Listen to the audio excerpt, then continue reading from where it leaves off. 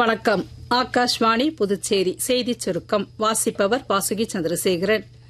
பிரதமர் திரு நரேந்திர மோடியின் 123வது மன் கி பாத் எனும் மனதின் குரல் நிகழ்ச்சி வரும் 29ஆம் தேதி ஞாயிற்றுக்கிழமை காலை 11 மணிக்கு ஆகாஷ்வாணியின் அனைத்து அலைவரிசைகளிலும் ஒலிபரப்பாக உள்ளது.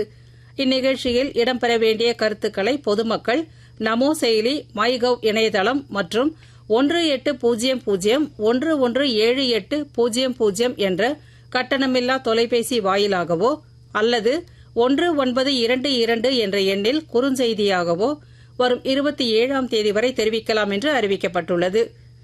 பிரதமர் திரு நரேந்திர மோடியின் தலைமையில் சுற்றுச்சூழல் மற்றும் வனவிலங்கு பாதுகாப்பு துறையில் இந்தியா உலக அளவில் முன்னணி வகிப்பதாக மத்திய சுற்றுச்சூழல், காலநிலை மாற்றம் மற்றும் வனத்துறை அமைச்சர் திரு பூபேந்திர யாதவ் தெரிவித்துள்ளார்.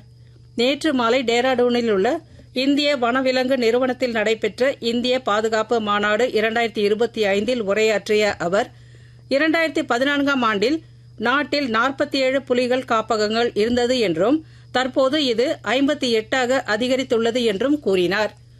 சிபிஎஸ்இ எனும் மத்திய இடைநிலை கல்வி வாரியம் அடுத்த ஆண்டு முதல் 10ஆம் வகுப்பு வாரிய தேர்வுகள் 2 பருவங்களாக நடத்தப்படும் என்று அறிவித்துள்ளது. இந்த அறிவிப்பு வரவேற்கத்தக்கது என்றும் தேசிய கல்விக் கொள்கை 2020 முக்கிய பரிந்துரை என்றும் மத்திய கல்வி அமைச்சர் திரு தர்மேந்திர பிரதான் பாராட்டியுள்ளார்.